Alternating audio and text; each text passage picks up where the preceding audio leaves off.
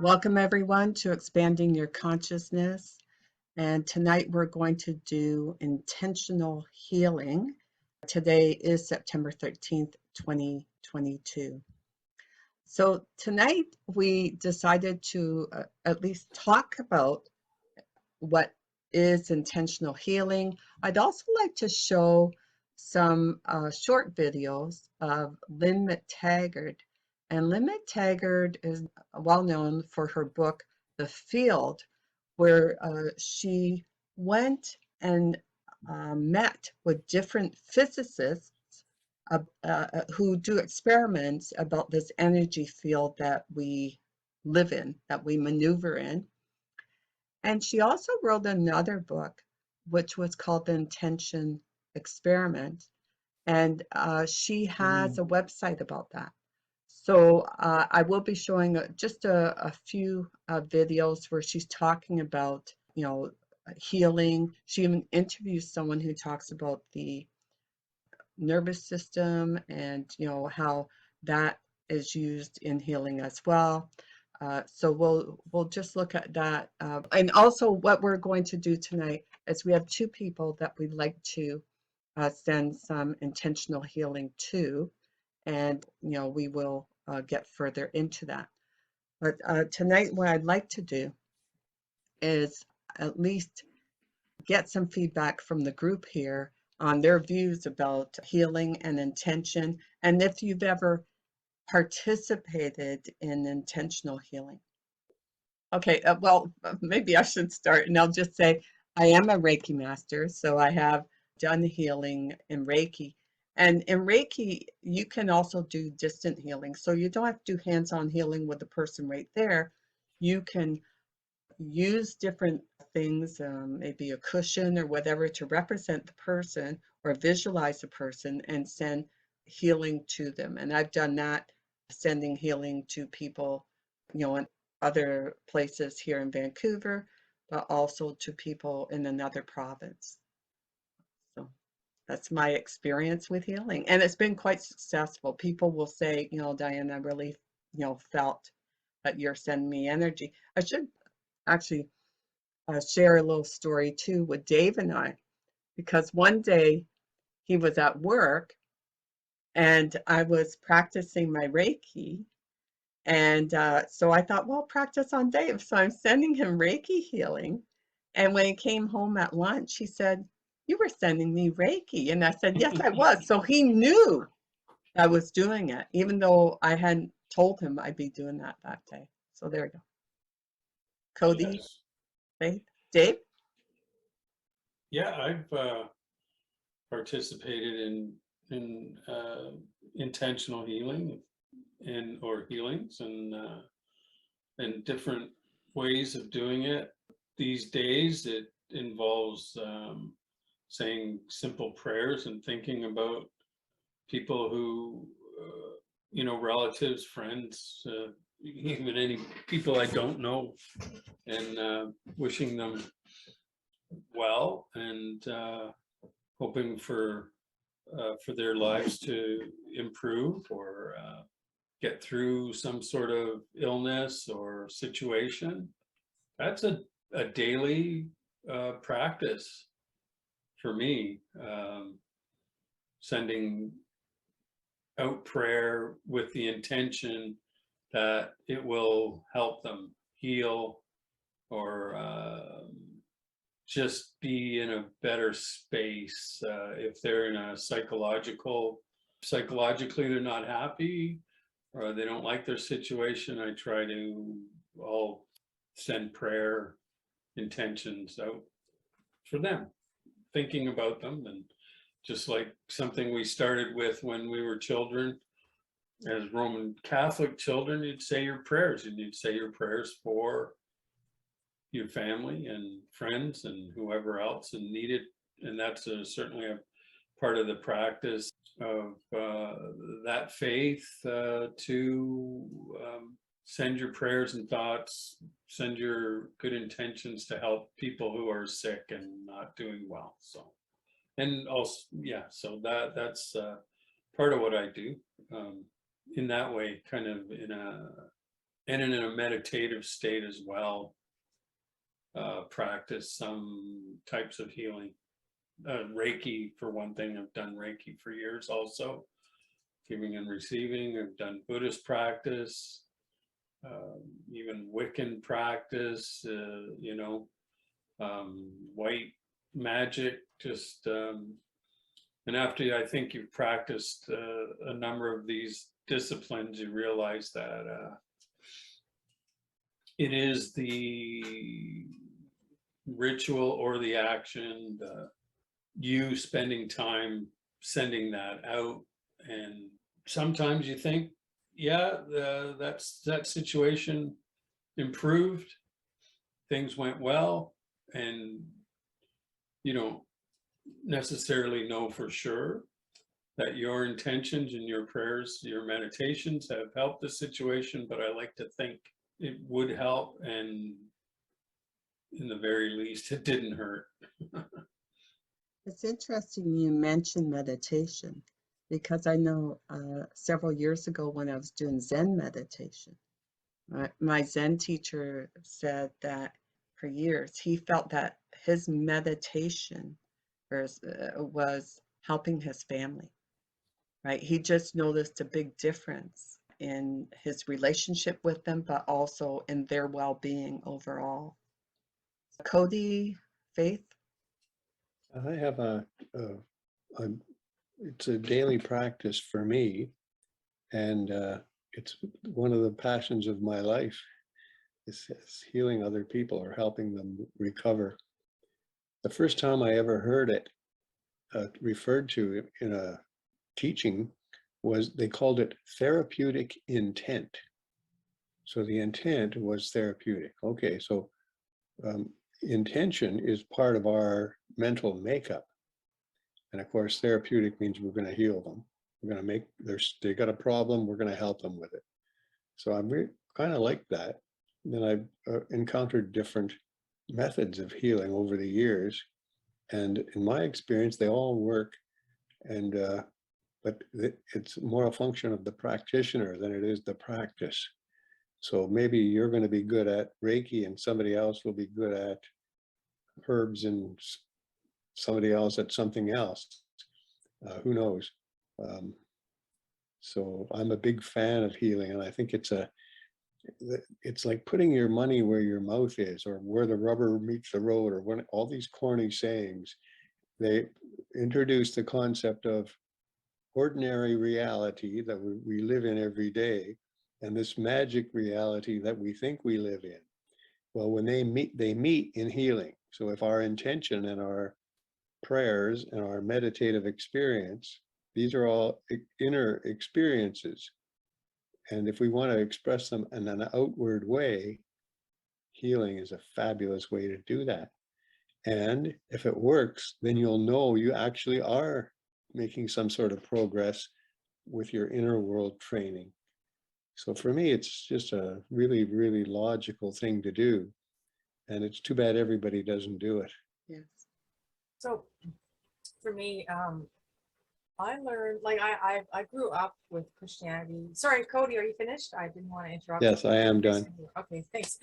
Yeah, I grew up with Christianity and, prayer, and there's many different ways of, sending or putting out good intentions for people, like healing intentions.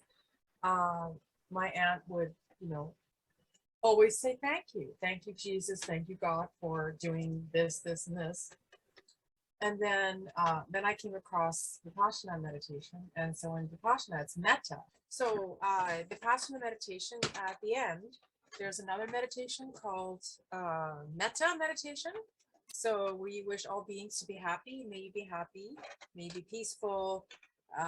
May all beings be happy, be peaceful. And then you can do it individually to anybody that you know that you're concerned about or want to send healing to, and specifically whatever their problem is, their health or mental or physical, whatever it may be.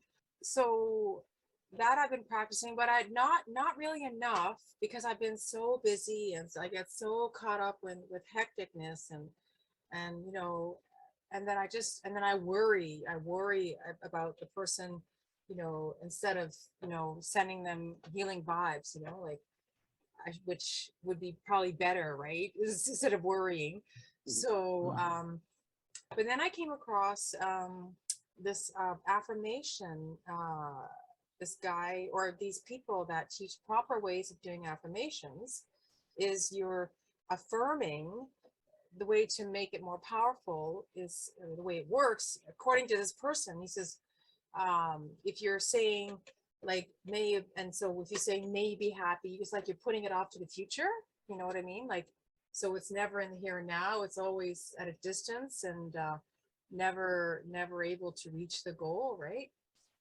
And but if you affirm that, thank you for healing my mom or my friend from this disease or that disease, or thank you for, you know, healing their mind, their soul, and bringing them calm, and you know, all this in this way. So I'm now questioning, like, what is the right way to do it? You know what I mean? Like, Yeah. that way seems to be more accurate to me. Yeah, in fact, I will be showing an interview, or not an interview, but a talk by Lynn McTaggart, and she gets into that.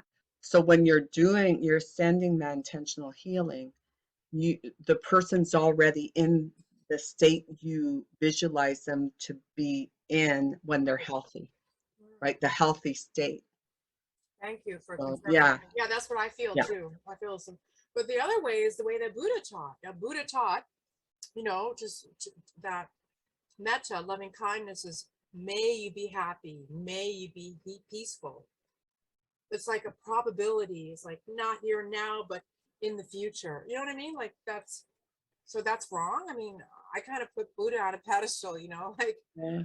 yeah, But you know what? The word may could mean is now, right? That they are in that state now. I think it could be interpreted that way, yeah. right? It's not, basically asking for permission or anything, or, I think it could mean, how do other people feel about that? I agree that it could be like a declaration. May this be, right? Sort of, it can be. So again, it's But not like, it's like a like, doubt. It's like a doubtful thing. It's like you might be happy, you may be healed. You know what I mean? Like that's the English language interpretation of those words, right? Yeah. That's true too. So, Yes. So how he originally said it could mean you are in that state now, right? You are happy. You are. but in That's. the English language, in the translation, it Hmm. sounds like you'll be happy. Maybe, you know what I mean? Like it's putting, Yeah. yeah, I it's think, postponing it to the future. You know. Yeah. yeah, I that's because you'd often say it may happen, it may be this way, it may be, it might be, but you can also Hmm. use may in a different way, like you may come in, you may, it's almost, like a declaration of permission or action, you know. Oh, So right. this, when I said earlier that, when I mentioned earlier that e- everybody has a different angle, and some things are suitable for some people and others it's not. So this is a good example of it. If you're really hung up on the English language and all those details, and then maybe you're a grammar school teacher or something, then that's important for you and you better get it right. But if you're not, and I'm not, it doesn't matter what you say. The words don't mean anything. It's your intention that counts. And it's the power of your intention.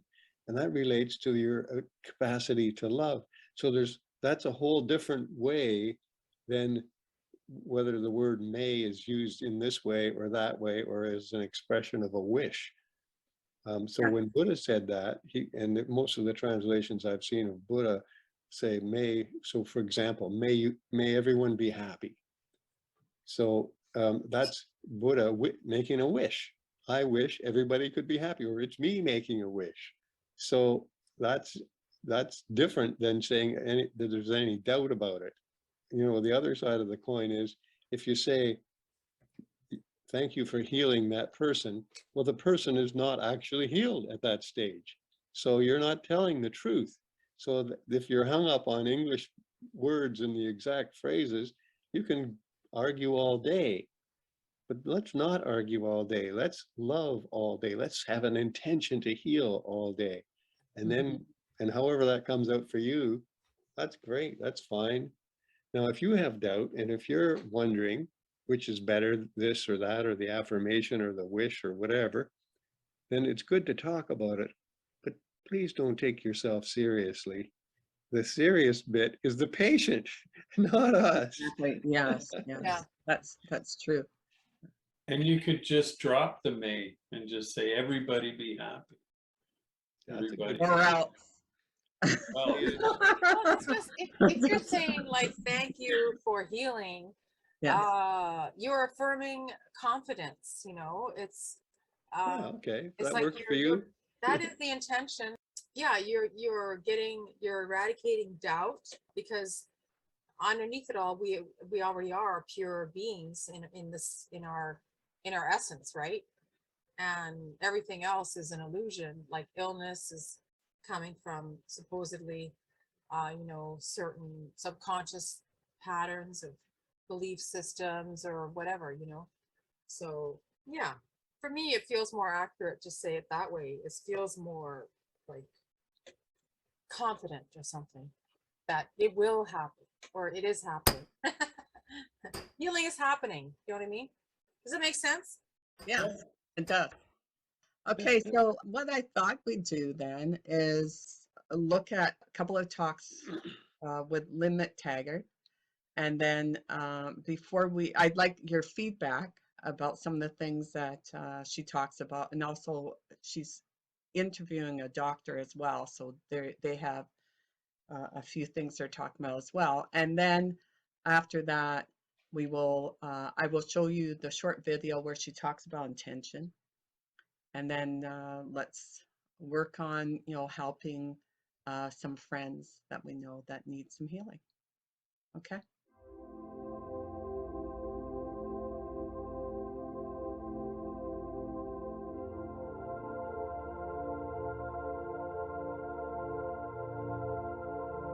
In my latest book, The Power of Eight, what I really discovered was that everything I thought I knew about the power of intention has, in a sense, been turned on its head.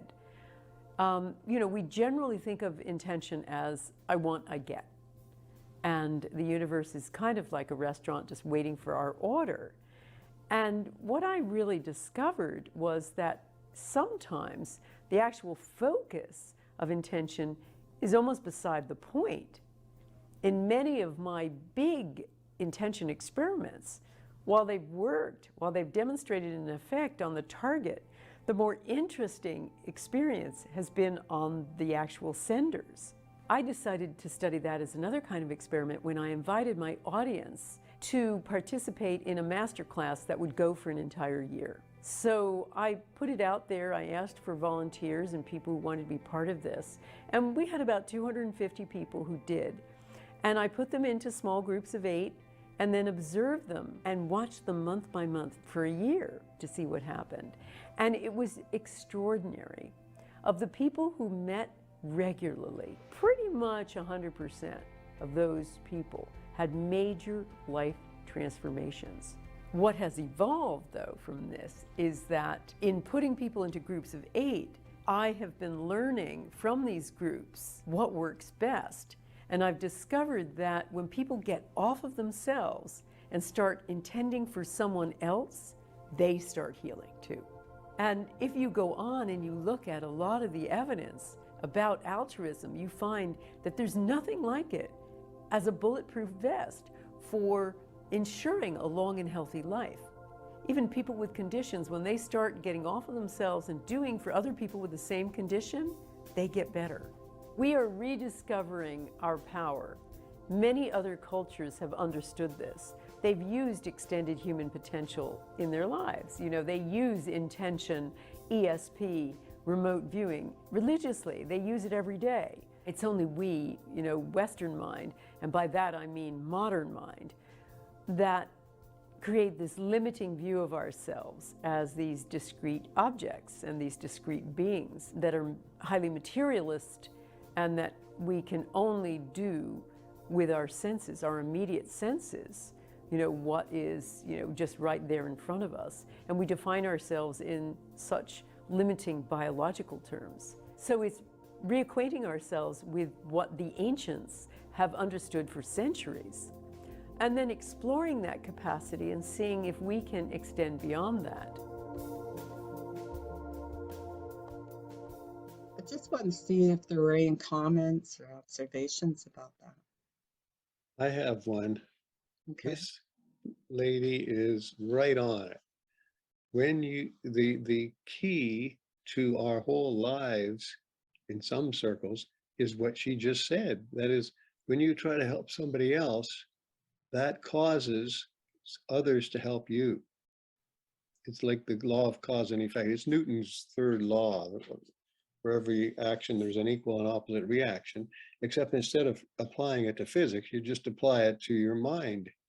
And the mind that wants to heal others is going to get the rebound of that, and that's the others heal you. So good for her for noticing that. Faith, any comments? Well, I'm thinking about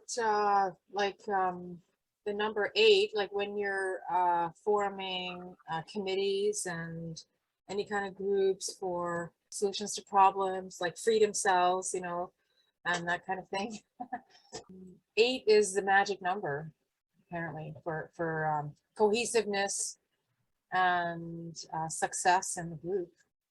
So that's interesting. The power of 8. That she brings that up. Thank you. Dave? Yeah, I was reminded of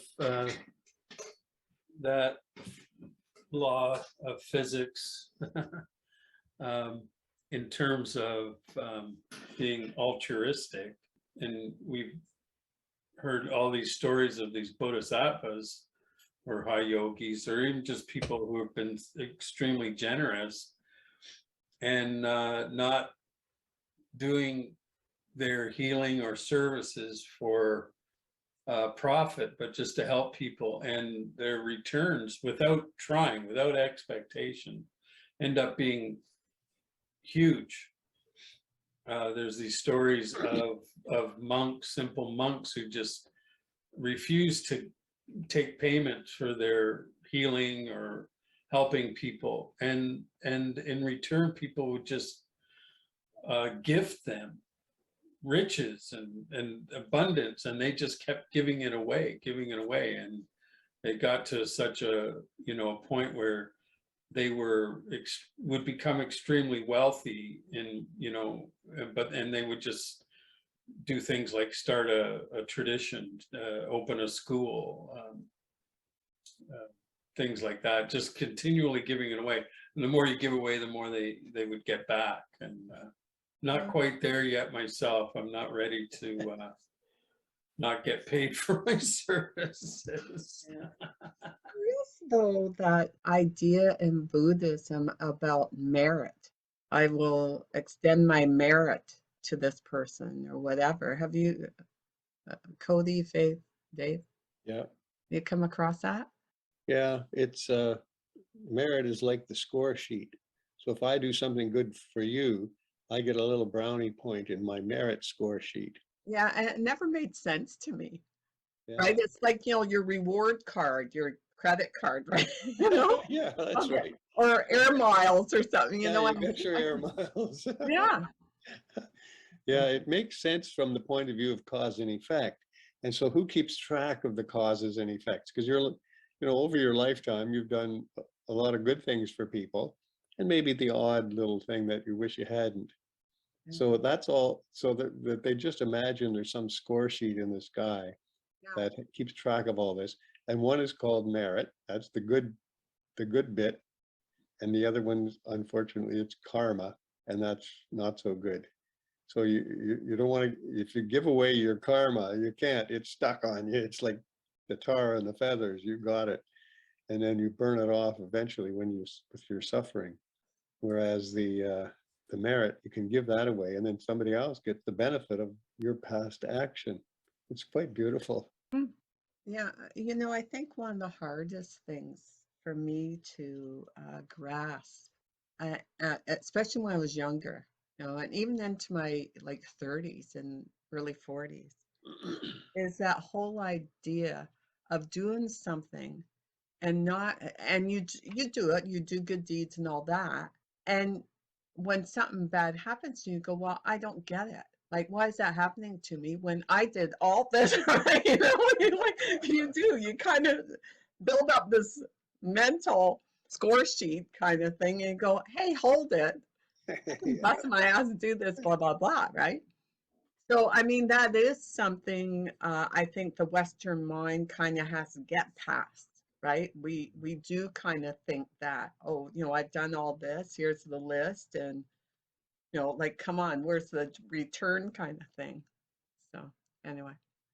Well, the merits thing, that's also part of the metta meditation in the Dhamma. And because it's considered, like the Buddha considered, if you meditate and you work on, your own purification, you're going along, meditation courses, and it's considered like the highest thing that you could do and the most purest thing. And so you gained a lot of merits by doing that, by purifying yourself and working on your own enlightenment. So part of the metta is, may all beings share my merits, share my peace, share my dhamma, my happiness. Yeah, that's interesting. But I mean, we can say things and, even think things, but there, I would think, has to be a, a deep feeling for what we're saying, right? And I think maybe this is the time to show the next video where she's interviewing this doctor, and they're kind of getting into a discussion about that. And then when she gets into like intentional healing, she talks about that whole idea of, the senses and feeling as well. So, okay, let's do that. There's also a good biological reason why participating in an event like this can cause this kind of forgiveness. Dr. Dacher Keltner, a psychologist from the University of California at Berkeley, has studied the vagus nerve. It's the longest nerve in the body. It starts at the top of the spinal cord and works its way through the heart, the lungs, the muscles of the face, the liver, and the digestive organs. Its job is to connect with all the communication systems involved with caretaking, to slow down your heart rate and calm your body's response to stress of any sort. But it also initiates the release of oxytocin, a neuropeptide that plays a role in love, trust, intimacy, and devotion. Think of the vagus nerve as the love nerve. Dr. Keltner and one of his graduate students carried out an ingenious experiment about this and found a surprising result. Thank you so much, Dr. Keltner, for being here with me today. It's great to be with you, Lynn. I was really fascinated by the work you've done on the vagus nerve. Yeah. You called it the love nerve. Can you explain a bit about what it does? Yeah, so the vagus nerve is the largest bundle of nerves in the human nervous system. And it starts at the top of your spinal cord, and then it wanders through your neck and activates muscles in your neck to help you look at people and to nod your head. And then it further wanders down into your chest region and activates or helps regulate the relationship between the heart rhythm and the breathing rhythm. And then it actually also drops down into your digestive organs and makes contact with your immune system. And the thinking is, and this is really Steve Porges, who had kind of this very innovative thought about this, is that the vagus nerve, which is unique to mammals, sort of was built into the mammalian nervous system to help mammals do what they specialize in, which is to connect and communicate and take care of other beings. There is this notion or this possibility that compassion and all of its correlates tends to activate the vagus nerve, because the vagus nerve does make you feel relaxed and open in the heart region. And so based on this thinking and this anatomical description that we talked about, Chris Ovius, who's at the University of California at San Diego, and then Jennifer Steller later, who's at the University of Toronto in my lab, started to try to marshal evidence for this idea that the vagus nerve helps us be compassionate, right? So in a first study with Chris Ovius, Chris showed people images of human suffering, right? Kids with cancer, starving children, kind of prototypical strong elicitors of our noblest emotion, which is compassion. Right. People felt compassionate. It activated the vagus nerve as we expected. And then very interestingly, what Chris found in this paper is that when we feel compassion compared to other kinds of emotions, we see the common humanity between ourselves and other people, right? We suddenly feel like I'm similar to people on the other end of the political spectrum, or I'm similar to people from a different religious background, or I'm similar to somebody, even, trickier groups like terrorists or the like. So you see this common humanity is being activated by compassion and really sort of supported by vagus nerve activation. What I find so fascinating about your research is this whole idea of the connection with the other. Yeah. And there was something interesting that happened in my peace intention experiment when we set intention to lower violence in Afghanistan. And I wondered whether or not this altruistic activity for sending intention to Afghanistan had fired up and activated this nervous response that could have created more of a connection and more of a sense of forgiveness. Vagus nerve activation, oxytocin help us build stronger social ties, right? They help us be more generous to strangers. They support forgiving, right? And there is a little bit of data, Lynn, suggesting that when I forgive others, I move out of a stress physiological profile to a more pro-social physiological profile. So there are a lot of suggestive data that really lend credence to your idea that these experiences of vagus nerve activation, be it through compassion or social connection or what have you, will trigger a lot of important ethical tendencies like forgiveness. You raised something that is really interesting for me too. One of the unexpected outcomes of all of my intention experiments was not just the effect on the target. There were lots of really good positive effects, but the more interesting result was the effect on the participants, particularly with the peace and healing experiments when we sent intention to heal an individual suffering from PTSD, or if we sent intentions for peace in a war zone. The people themselves who were participating had these amazing aftershocks where they were feeling much more loving and peaceful in their lives. So is this more of that same in your view? Your really rich and wonderful description of the benefits of altruism and promoting peace really dovetail with, I think, one of the most important developments in the science of altruism that we write about in our scientific papers, which is that when I act altruistically or peacefully or cooperatively, right, the neurophysiology leads to enduring rewards of those actions. So I find other things gratifying and delightful. I have a better health profile later. And not only that, but what also happens is with those physiological benefits of acting kindly, you end up creating these kind of more compassionate social networks, right? So if I act compassionately in volunteering to help people who are under-resourced, for example, or suffering from pain, when I move through the rest of my day, I'm doing other kind acts to other people and inspiring their own generosity. So there now is really, really compelling scientific evidence for these ripple effects of kindness. Hopefully, with the kind of work we're trying to do, it is doing high-level activating of that vagus nerve. Well, thanks for having me, and keep up the really cool work. It's great to hear about it. Oh, and you too. Thank you so much for being part of this. Any comments? Go do you think? I have a comment, and it's tricky because I want to be positive and make an observation, but the correlation between the vagus nerve and altruism or love and forgiveness is an interesting correlation.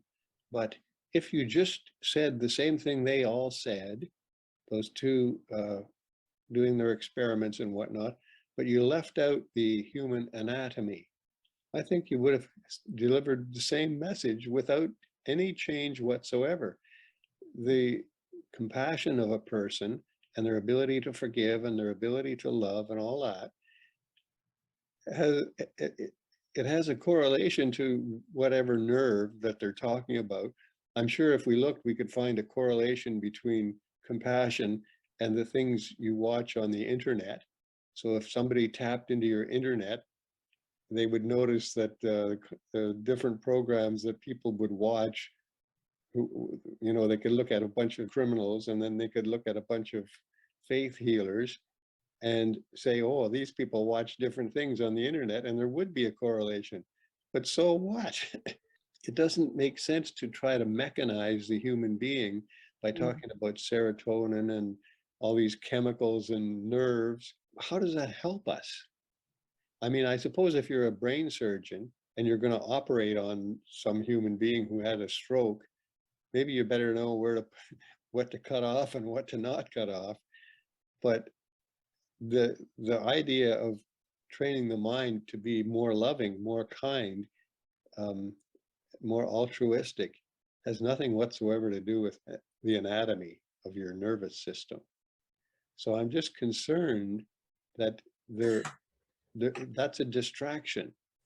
And we think it's important because some doctor said it, but it has nothing to do with our reality. If I want to heal somebody, I don't care whether it's my vagus nerve or my whatever the next nerve might be. Let's get on with this healing. I agree. I agree to a point. You're right.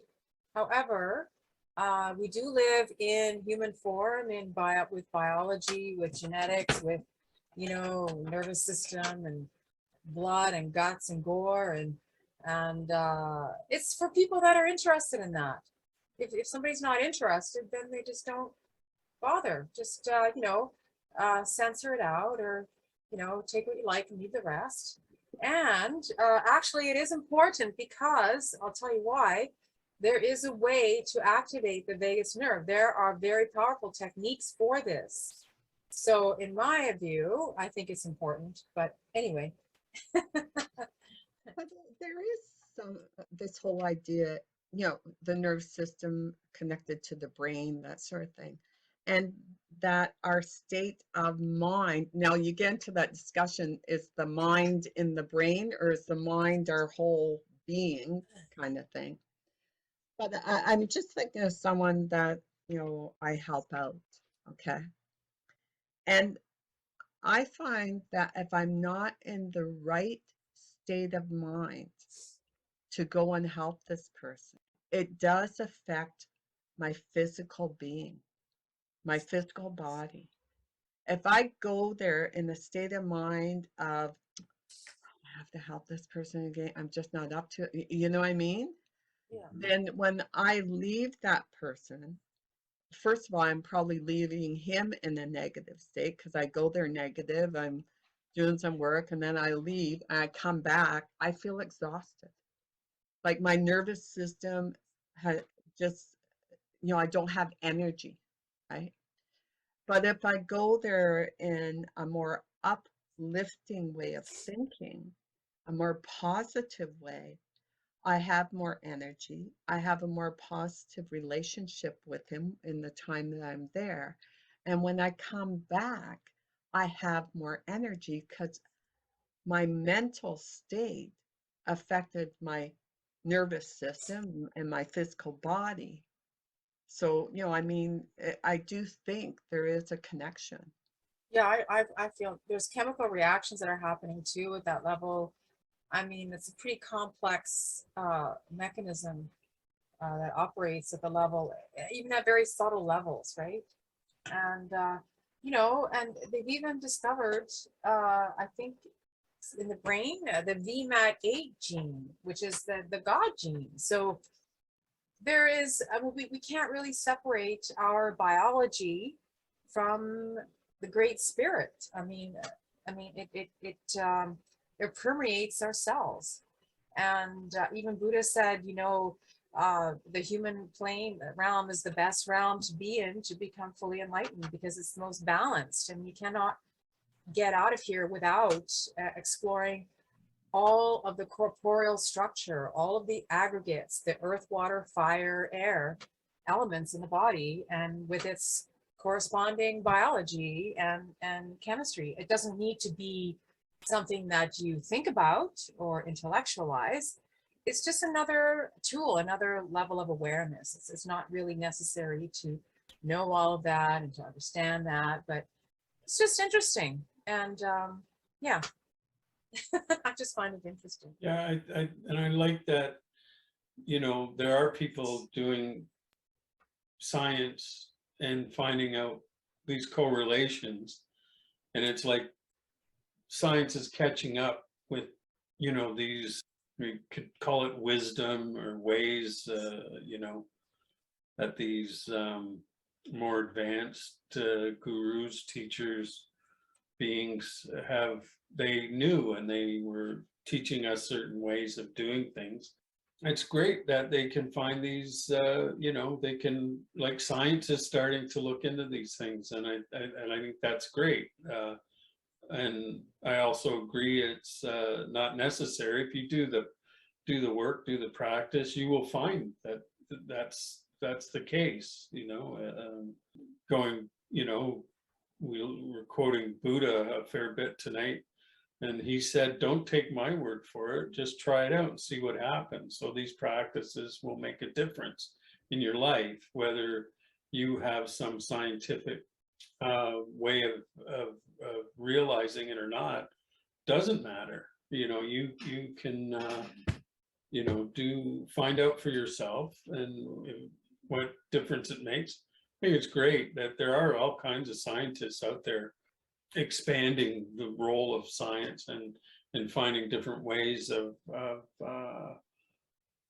finding out these, what these effects are. That's great.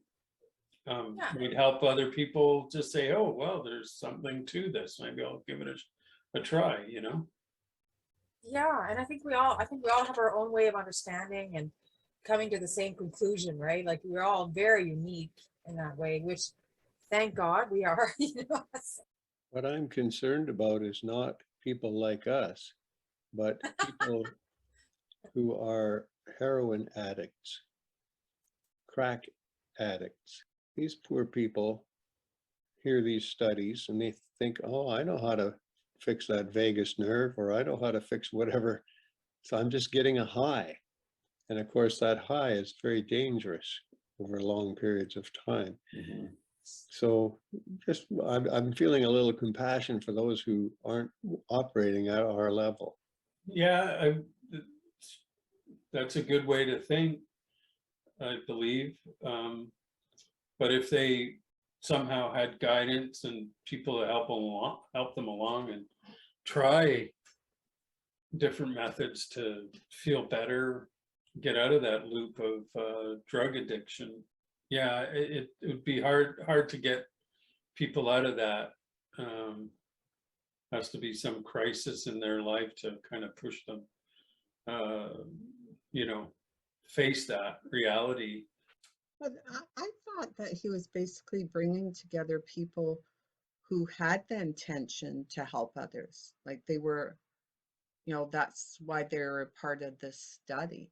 Because again, too, when people are helping others, some are, expecting some sort of payback. But there are people, and I'm sure everyone here has done this and continues to do it. You just do it because you just feel deeply it's the right thing to do. You just do it, right? something draws you to do it, and it may be something beyond, what we're used to understanding in this world, right? Like that God in us, right? You just do it. So, Yeah, I think referring to the God in us is more reasonable than saying it's a function of the activity of your vagus nerve. Yeah, I think so, but it's kind of interesting that they're able to have like it's like a confirmation. It's affirms that, hey, look at something something we can measure happens here. And that, I think that might be very good for some people, might give them a little bit of a push, but it's not. I agree with you, Cody. It's not the be all and end all of why. But I think, and also with Diane's comment about just doing it, I think it takes somebody, like some people may be just naturally like that, but I find it is, for me personally, it has taken quite a while to get out of that mindset that you kind of expect something in return. Not necessarily in that way of thinking, but certainly if you do something for somebody and they just throw it right back in your face, or it doesn't work out, or you get burned, or, it's really hard to come out of that experience and say, oh, it doesn't matter, I'm just going to continue to do it. You'd have to be pretty, for lack of a better term, just mature, or, beyond that way of thinking. It's not that easy. For me, it hasn't been. Like, if, I certainly have gotten out of the mindset of thinking I should get something in return, but I also, on that note, have trouble if I do something for somebody and they just tell me to FO or something, or they don't appreciate it, or they take advantage of it. yeah. It's a little difficult to just go, hey, I don't care. I'm going to continue to be like this anyway, Yes. towards this person. I was just actually reading something about this in the book. The fellow was saying he learned over time that you don't necessarily do something for a person. You do something because it's the right thing to do. Just do it, right? It could be for the greater good of all or whatever, But if you just focus on that one person, that person could disappoint you in some way. Whereas if you're just doing it like it's the right thing to do, whatever happens, what the outcome is, so be it, right? That's fine. Different way of thinking. So.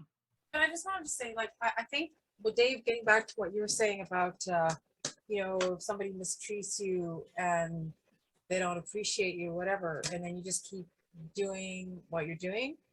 I think it's important to not allow people to abuse you. Like that, there's a fine line, right? Like you have to know when to just, stop having that person in your life if they're being abusive, So that's something to consider. Yeah, that can get really complicated, so many different facets of that relationship. You might just be enabling this person to continue, having that problem. If, for an example, one way that this relationship might exist, you might be thinking you're doing them good, but you might be having, the opposite effect, when perhaps the best thing is that they don't get help and they have to find a way to take care of themselves, or, you have to be able to develop some kind of discernment, and I guess experience will teach you that. And you have to know when it's going to destroy you and it's not doing any good, and you may have to back out of it. That you just have to get in there and see what happens. Okay. The common word, popular cliche now is boundaries, I think the word is. Oh, boundaries, yeah. Boundaries. No, and it is good to have, like, well, it's good to understand your boundaries. If you have boundaries, there's only so far you're able to go, and it's good to know that. Sometimes, yeah, you get into a situation that it's just too much for you. You know, it's impacting you in certain ways that it's not healthy for you. You have to make sure your boundaries are you're clear about your boundaries and communicating that with somebody who, you know, may be infringing on that. Yeah, we're not all, you know, we're not necessarily there yet where it wouldn't matter to us. We may get to a point where we have unlimited capacity to help, but I know I've you know, been friendly to some people, and then they just like push right through. They try to almost take over your life, and it's just like, whoa, hold on here. You know, there's only so far, you know, I might be able to go in certain ways. So yeah, that's got to keep yourself healthy. If you're able to keep yourself healthy and with unlimited compassion and being able to help, that's amazing. You know, there are people like that, but certainly, yeah,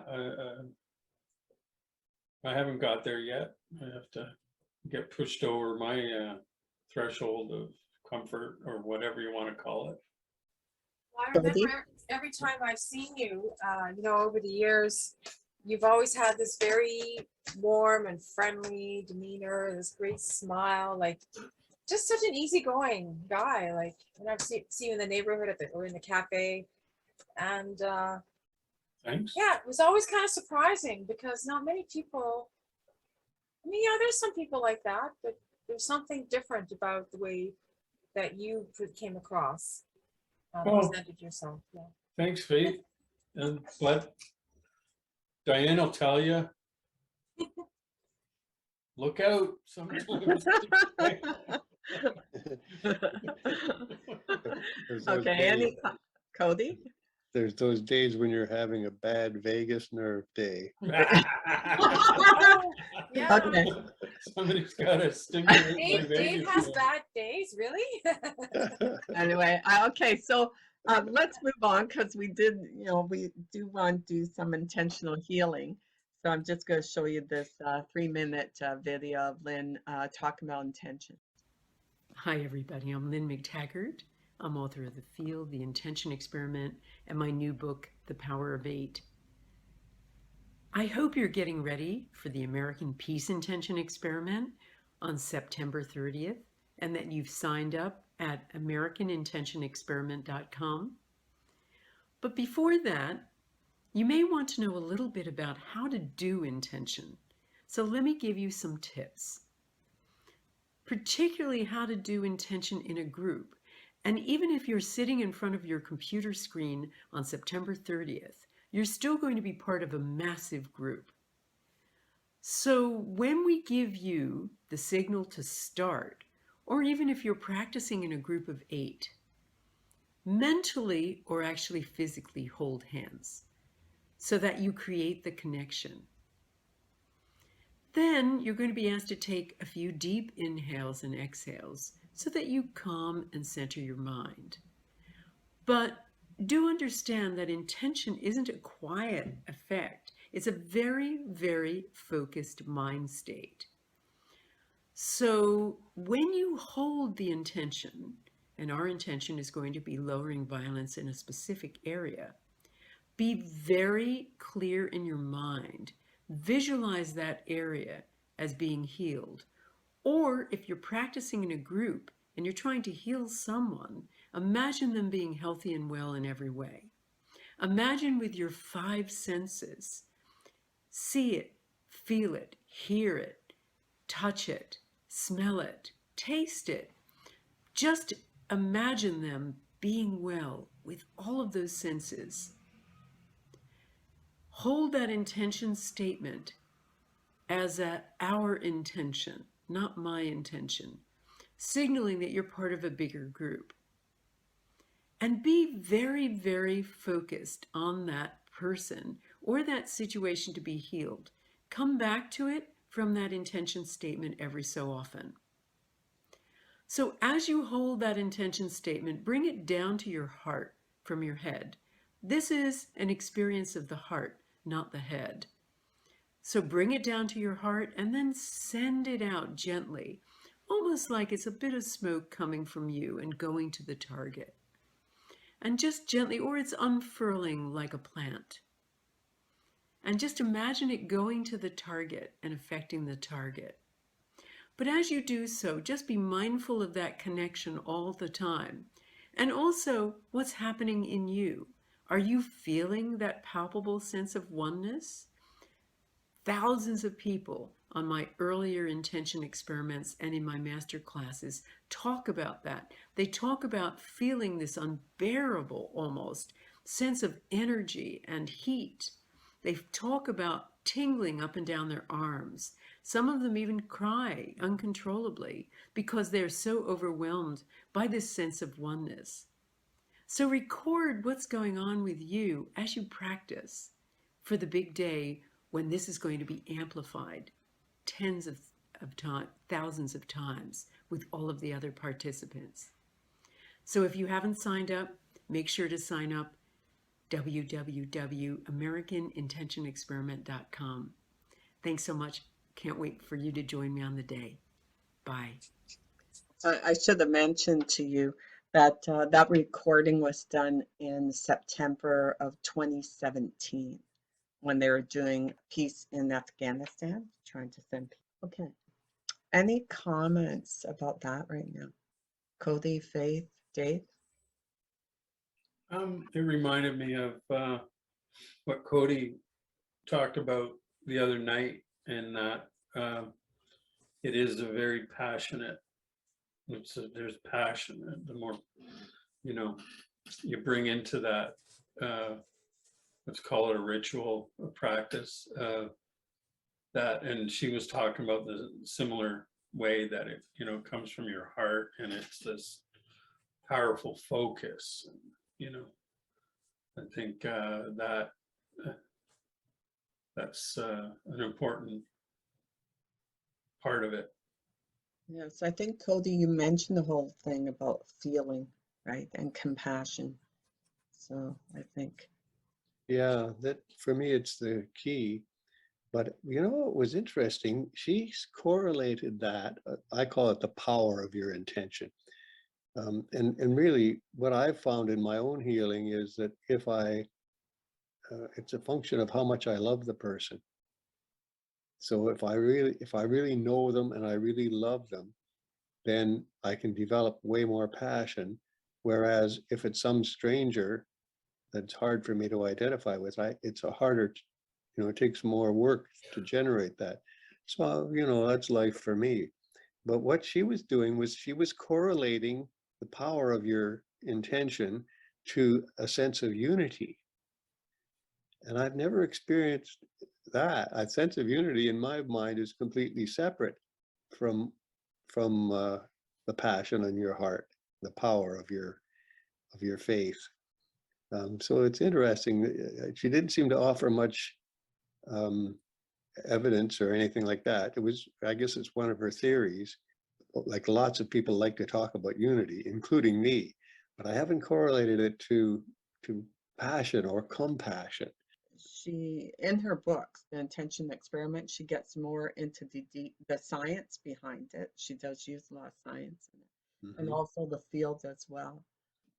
When you study people like Lynn McTaggart's work and even Jasmine, they get into the whole idea that the baseline creation is love, and not love in the way that we've been taught in this material world, but it's the essence of everything.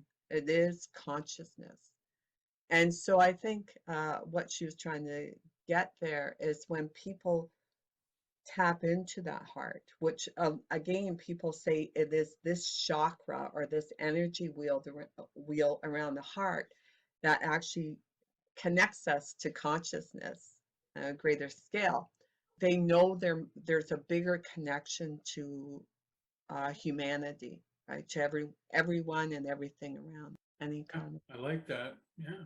So I thought what we do now is, I think I'd mentioned to all of you, Brent, who often joins our meetup, had just had surgery a week ago. Well, it would be a week ago tomorrow. They had it, and he's still recovering. And I don't know the details of the surgery. He has just emailed me to say, oh, he's doing fine, that sort of thing. But, I guess he's still feeling weak. So I thought what we could do is at least follow Lynn's method, and I can, guide us through that. And then after we do that, Cody, I think you want to share a method, and also we would help in the healing of a friend of yours. Is that correct? Yes, that's right. Okay. All right. So what I did, just so we can focus more on Brent, is I did take a photograph of him, or a snapshot from one of our videos. And I tried to find one where he's laughing at actually one of Cody's jokes. So anyway, so we'll do that, and then we can go through the healing process. Okay. So what I'd like us to do right now is exactly what Lynn was saying, and that is just mentally gather together and visualize that we're holding hands, that there's some connection with the four of us.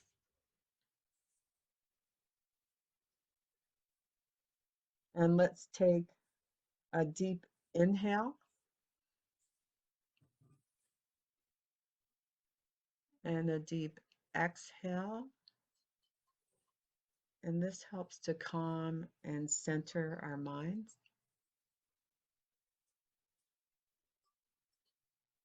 And another inhale.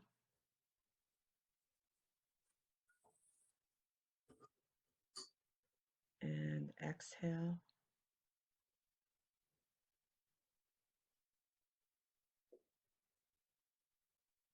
Inhale.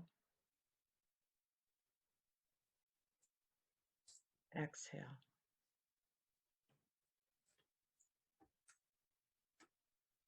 And if you recall, Lynn said, as we set this intention, we focus on the fact that it is us as a group working together to help Brent.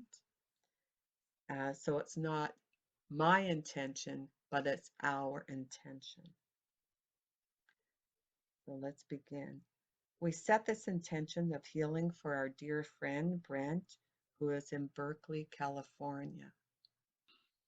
Visualize, or you can look at this picture of Brent and just think about the intention of healing Brent. And visualize a person as being healed, or imagine them being healthy and well in every way. This is why I picked this picture of Brent, because he seems very happy, he seems healthy. And imagine his healthy state. See it, feel it. You might hear his laughter.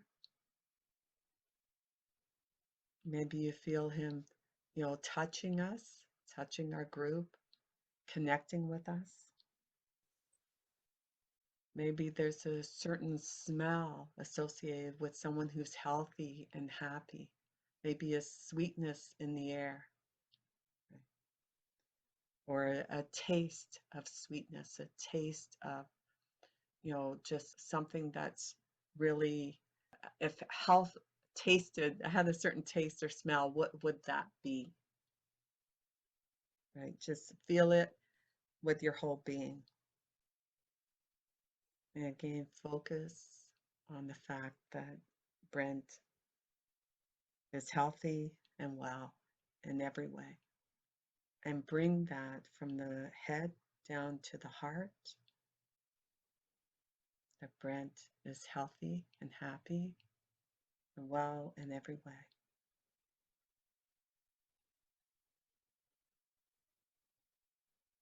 And send it out gently from your heart to Brent.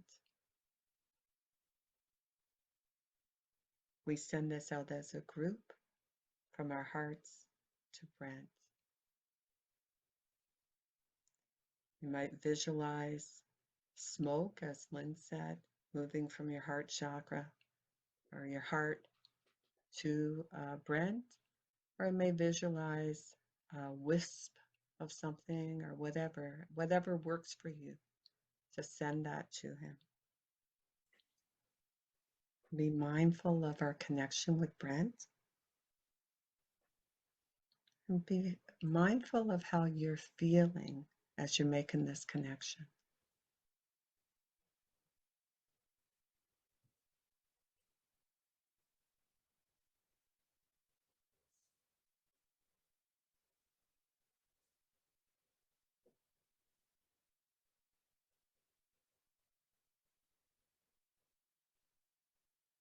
We'll take a few more minutes and continue to visualize Brent as being healthy and well in every way.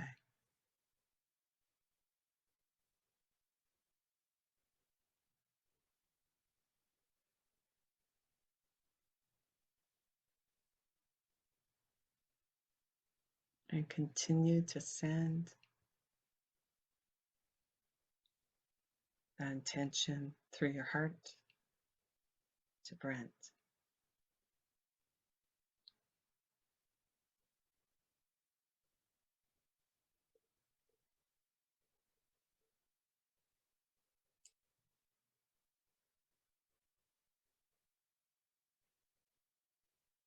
Okay.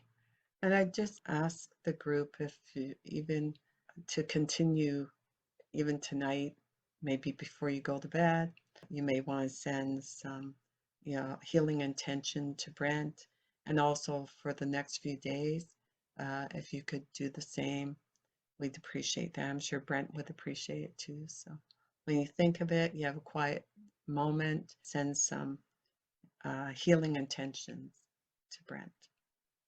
Thank you.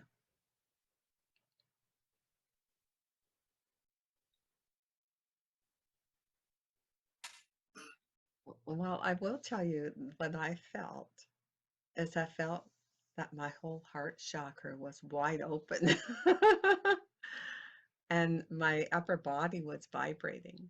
So I don't know if anyone else picked anything up, but I got a pretty good rush of energy also.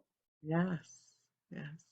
And I really had a sense that he could feel that we were, sending something to him, right? That we were all doing something for him. And we'll have to find out. We'll ask him. Well, Cody?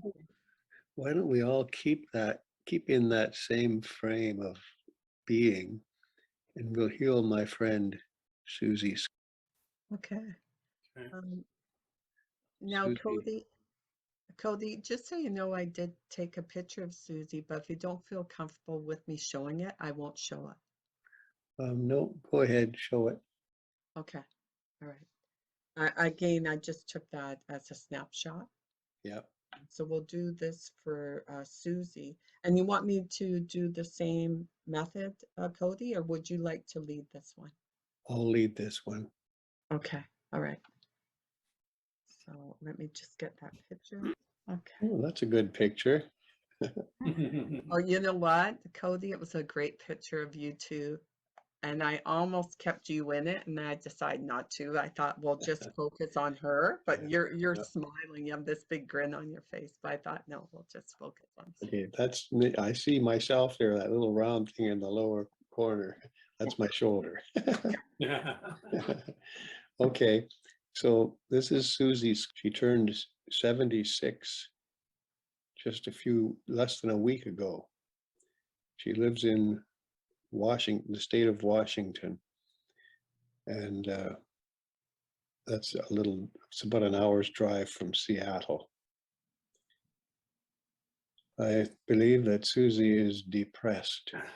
She's exhibiting some of those signs. She's exhibiting early signs that she might be, these people who are hoarders. So in the early stage, you can recognize that coming. So I think she has a little bit of that. So we'd like to help her through this. It's all mental.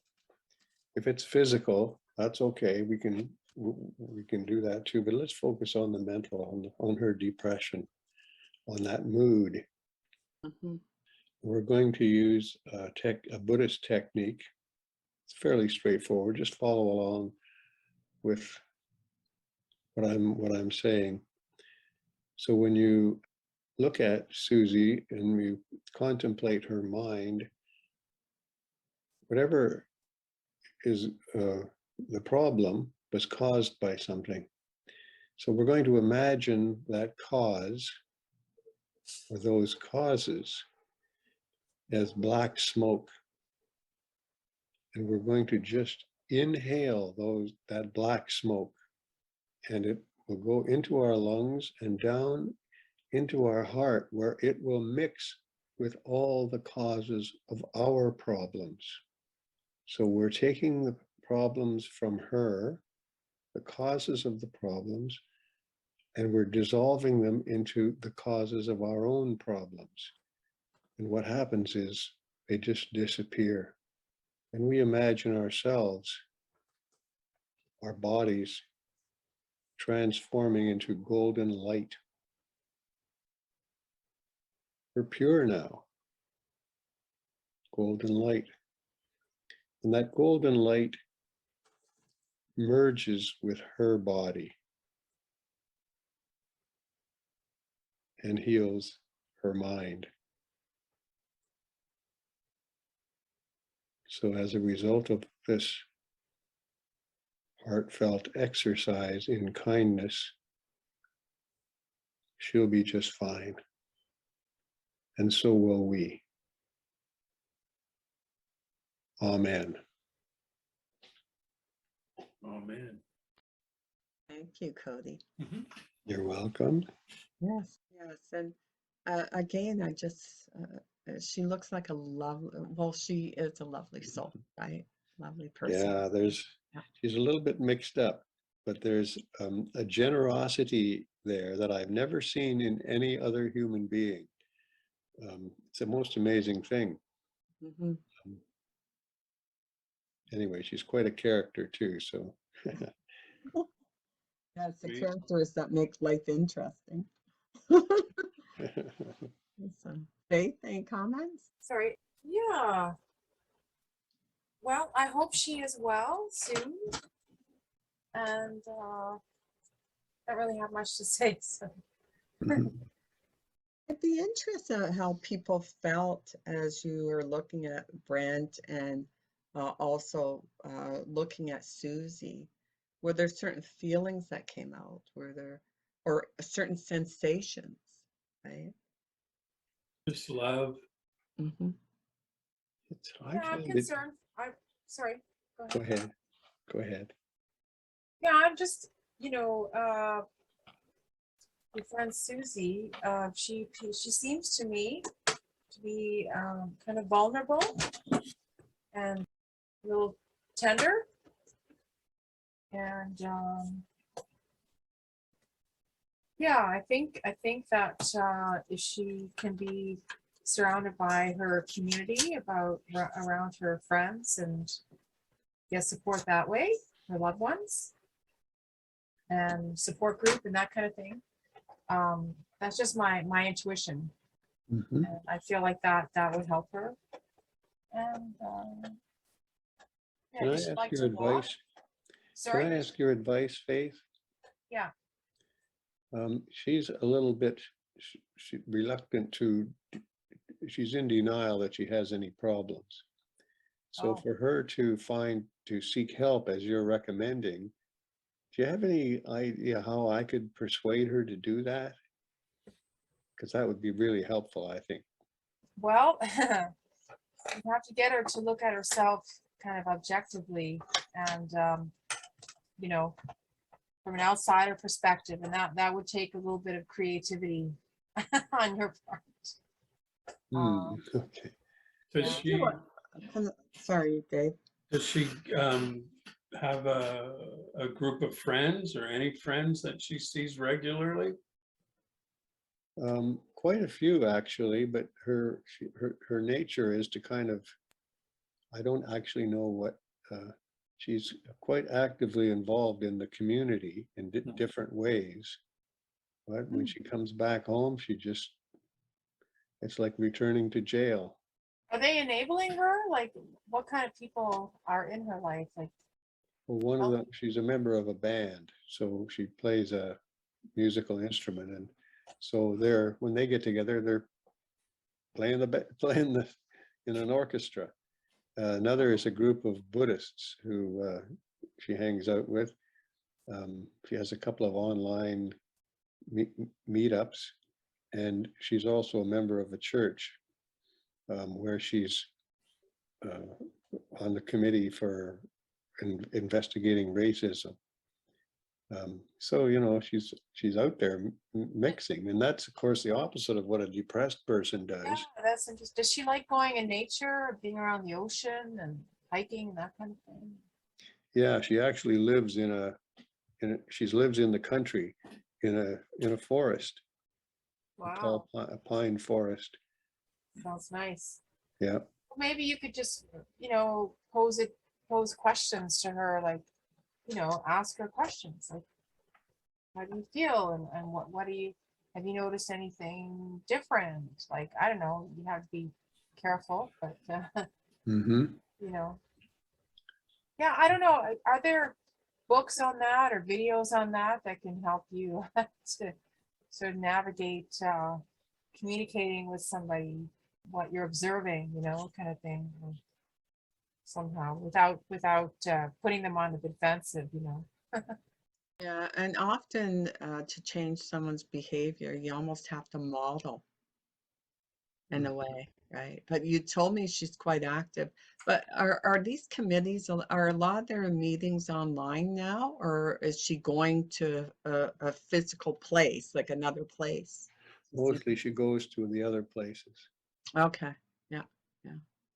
And that's, there's, you know, being in committees and being active in the community.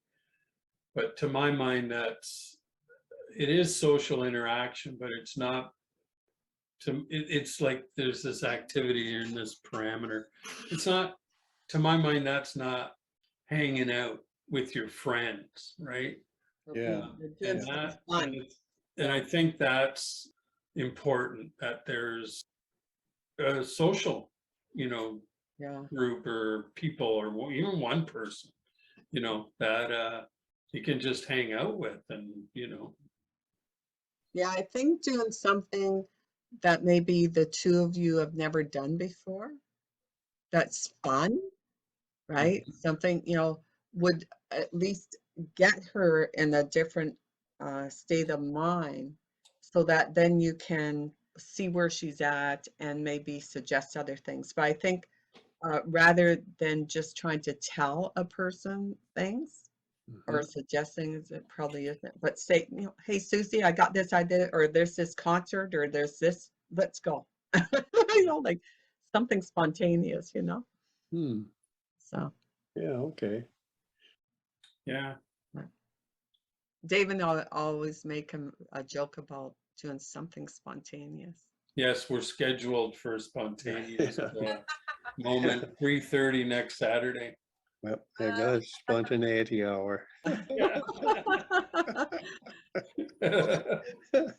It is fun because, first of all, for some reason, my nature can be too serious. So someone like Dave, I think is the opposite, right? You know, he's all about fun.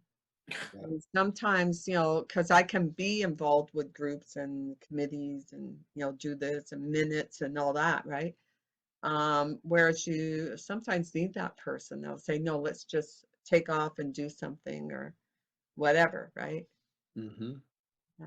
Listen to, go to a concert, listen to music, whatever. I was hoping we could just wave the magic wand and she'd be healed. Well, Let's she do is. that. She is. Yeah. Let's do it. Let's Yep. Yeah. get our But magic wands. we just did. I will tell you a really unusual experience I had when I was doing the Ascended Master practice.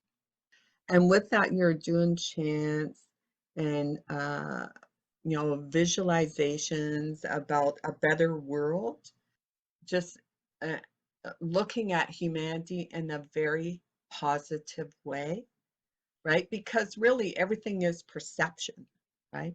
Mm-hmm. So anyway, there's a particular neighbor, and when I'd say hello to her, sometimes she just would ignore me, right? And so I thought, well, I would just let go, right? But when I was doing all this practice, I'm in a market here, and I saw this neighbor in line, and I'm behind her, so I don't think she saw me when I came in. I was walking the other way around the aisle, and I was behind her. And then all of a sudden, I just said, hi, so and so, and she turned to me with a big grin. I said, hi, Diane, like this, and it was so shocking because it was so different. My perception of her had shifted at that very moment. And so when I think of your friend Susie, another thing is we may have that perception that they're depressed, they're hoarding, and all this, but sometimes we have to alter our thinking in order to have a greater impact on them in a more positive way. Hmm. I love the theory. No, I just don't know what to do here, but I'll create some idea. Yeah, so anyway, just think about it because we Yeah.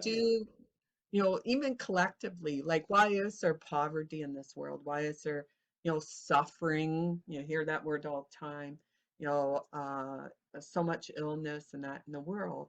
It's because our perceptions are manipulated all the time.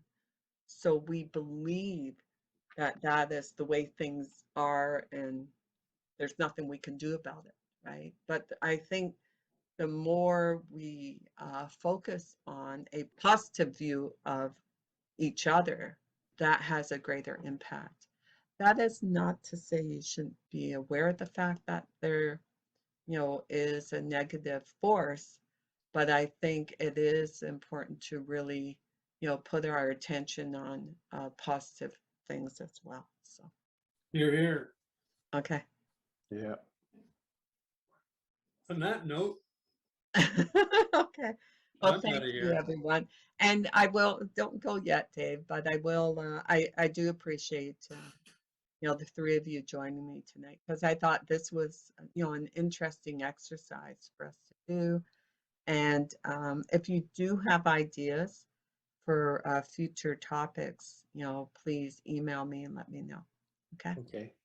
So thank you again. Thank Welcome. you. Bye. Bye-bye. Bye. Good night. Have a Good good night. night.